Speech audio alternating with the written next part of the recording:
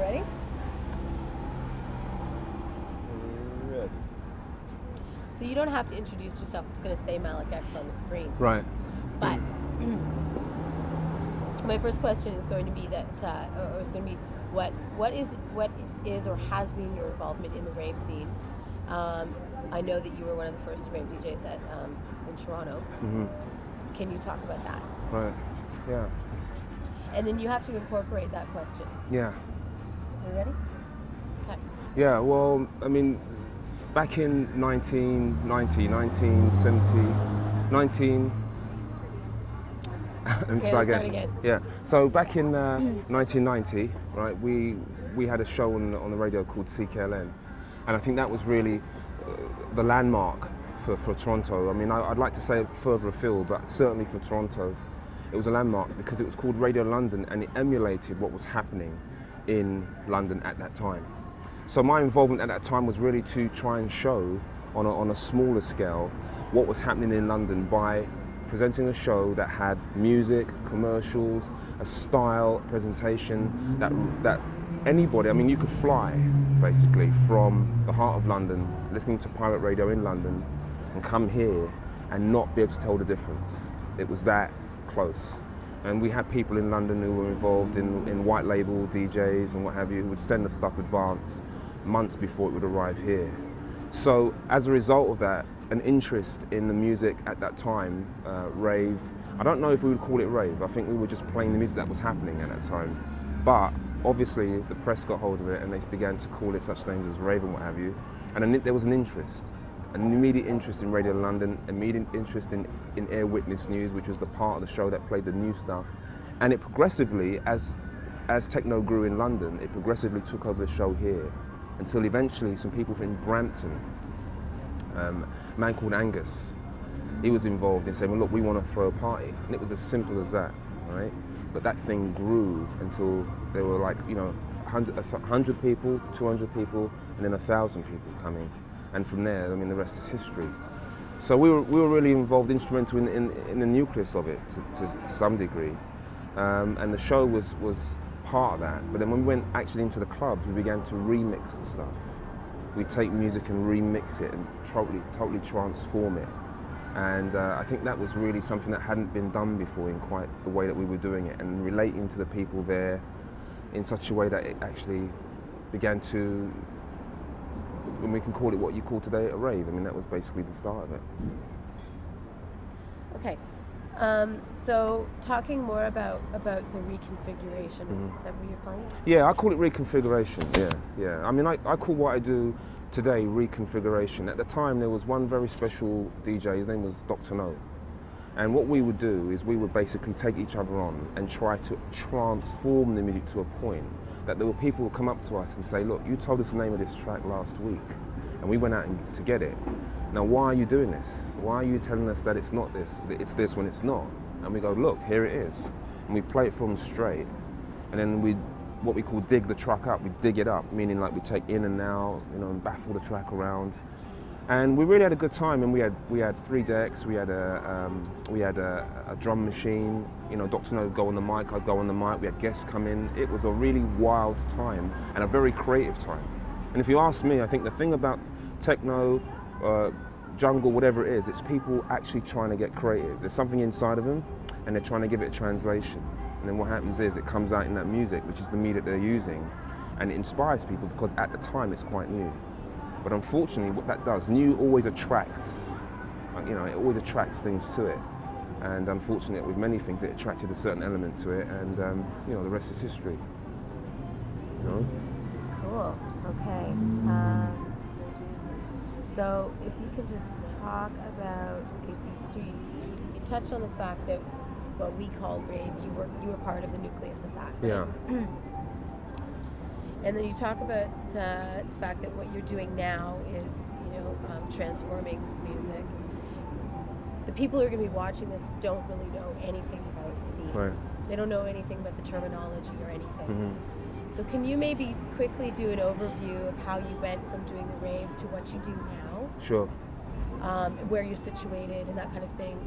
Trying to be as brief as possible. Sure. Yeah. I mean, when you look at what's called the rave situation today, I mean, you're looking at an aspect of society, okay, in that there are people of a certain age group that need to get together, they need to relate. Of course, there's drugs involved. I mean, we know that, and it's interesting because the kinds of drugs that are being used, on the whole, are to cause people to become more social. I mean, you know, if you take ecstasy, for instance, which is probably the most known drug that's out there, it really does create a kind of a social atmosphere, family atmosphere. And so I think personally, and I mean this is just a personal view from what I saw, the development of what we call the rave scene as it's called it here right now, I think that ultimately it's people looking for something. I think the music is the common denominator, it brings them together. The fact that it's new is what probably causes a certain attraction.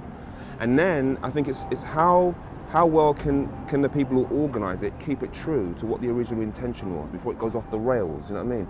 Money becomes involved, numbers become involved, you know, compromises become involved, and there are people who are unscrupulous who get in there and they take advantage of the fact that there is that need for openness, there is that need for family engagement, there is that need for people to get together and relate, and they take advantage of that and people get hurt, you see? So I've moved out of that. I saw that happening. Back in 1990, I saw that definitely happening. I saw the drugs moving in, I saw people taking advantage of it, and I saw myself having to make certain compromises.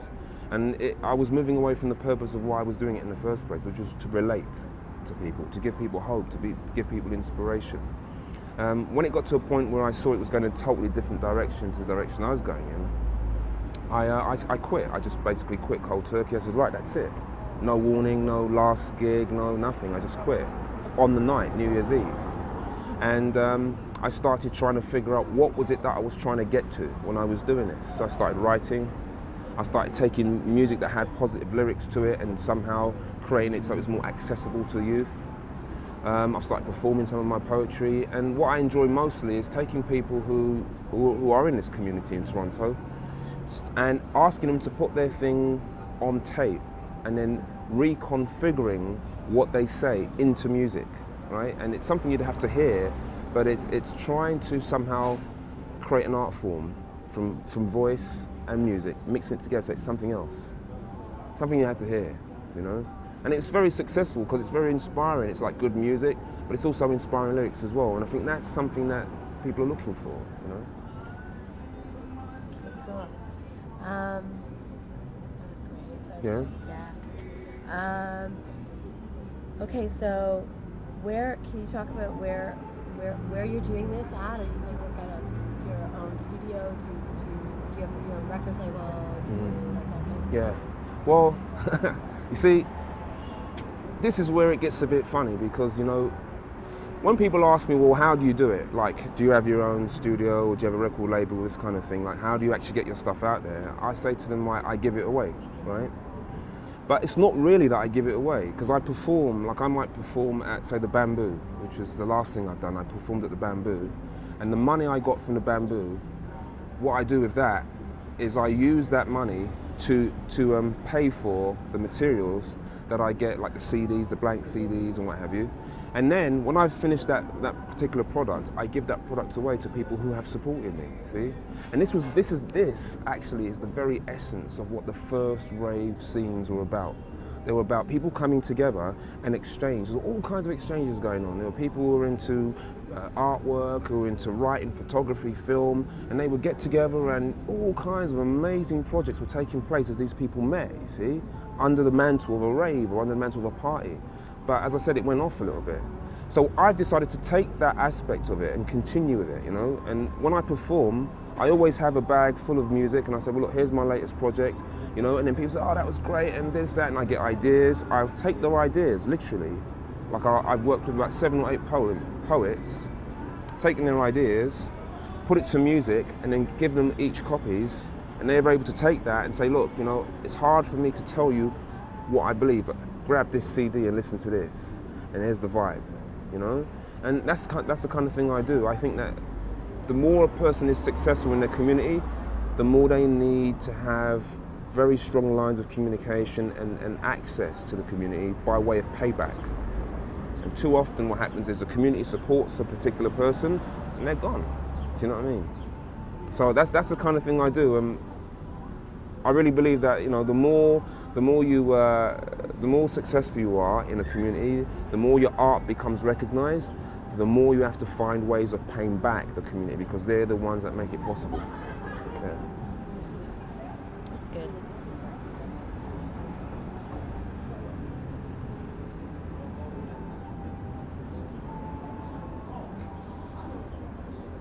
I don't know, I think we pretty much covered everything I wanted to ask you anyway.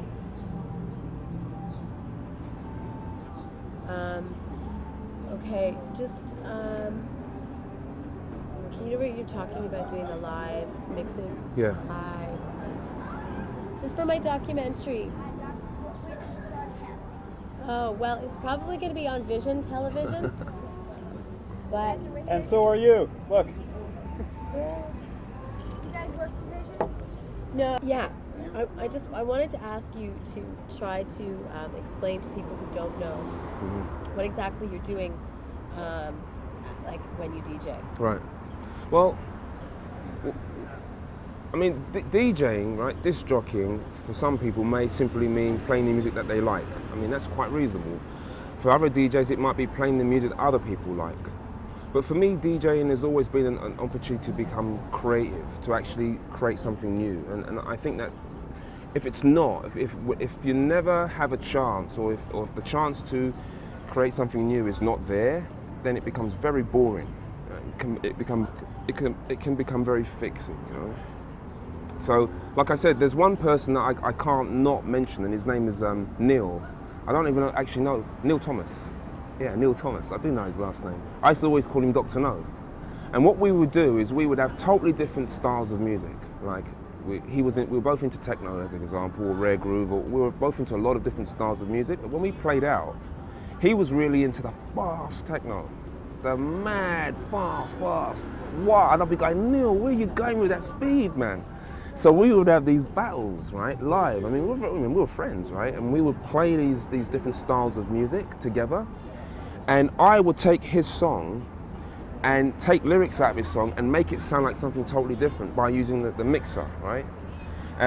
What it means is his track's going and I synchronize my track with the speed of his track and then totally transform it, okay? By bringing it in, bringing it out, doing all kinds of things, playing it at a different speed even, like half the speed, from 45 to 33, and trying to use a drum machine, different things to try to totally transform the music. Now what that does is that gives a person who has that song at home a total shock, because they go, I know what's coming next, but they don't.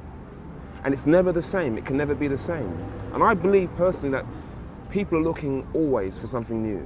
You know, they're always, no matter if it's going to the movies or even if it's in a relationship. I think the best relationships are ones where you're constantly surprising each other in the best way. So we would have this relationship with the people who came to our parties because they never quite knew what to expect. And that's something I've progressed with, you know. So Reconfiguring now, I mean, the latest thing is by someone called Dubwiser. And Dubwiser's album is basically taking dub music and then reconfiguring it with very well-known soul tracks. So you have something that's not dub, it's not soul, but then you have some people called the Rastafari elders.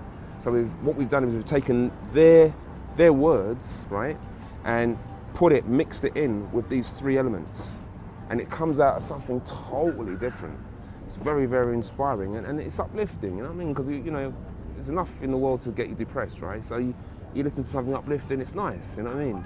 And that's what we're doing now. We give those away because the people of the community pay for our gigs. There's a profit. There's enough money to pay back, you know? That's the kind of the angle that we do.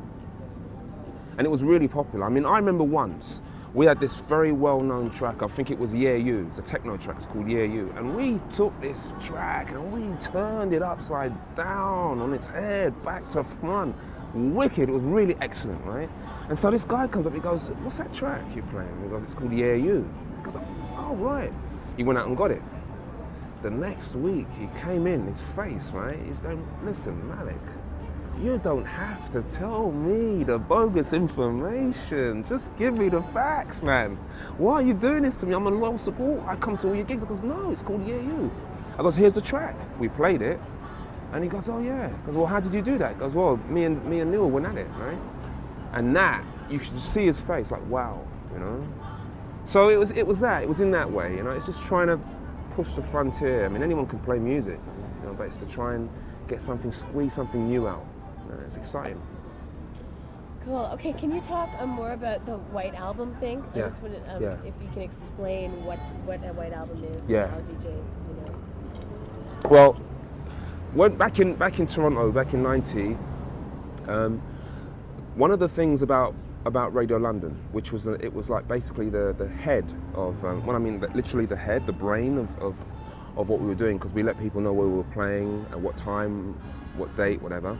But one of the key things about DJing at that time in Toronto, given the fact that Toronto was not clued up about the techno scene, because Radio London was one of the first shows that actually had a techno spot, a techno show, and pushed it. We'd have people calling us and saying, look, take that stuff off the radio, you know? But because it was called Radio London and it was true to what was happening in London, we'd explain, look, this show reflects what's happening in London. Now, the way we could do that is, I had a cousin, his name was Dr. Bird. There's a lot of doctors involved, Dr. No, Dr. Bird, but his name was Dr. Bird. And he used to go to Bluebirds, which is at that time, one of the big stores in London. And he would get white labels. And what a white label is, it's when a DJ makes a record, right, but he's not sure what the response is going to be like, see? So he puts it out on a test press, maybe 50, 100 copies, called a white label. There's no label on it, it's just white. And he gives it to the major DJs to play, and he gets the feedback. What was it like? What feedback do you have? Do you like it? Didn't you like it? What part didn't you like? And it's still at a point where he can change it, see? Now what happens is they get really valuable, because if someone does change it and give you a different mix, then what you have is an original mix that no one's ever going to get, because in the end it doesn't go to mass production. But he was in London, and while I was in London DJing and being on pirate radio there, I had a chance to actually make a lot of contacts with people. And so while I was in Toronto, I was getting stuff shipped over once a week, perhaps 2 or 3 months. Sometimes they would never get here.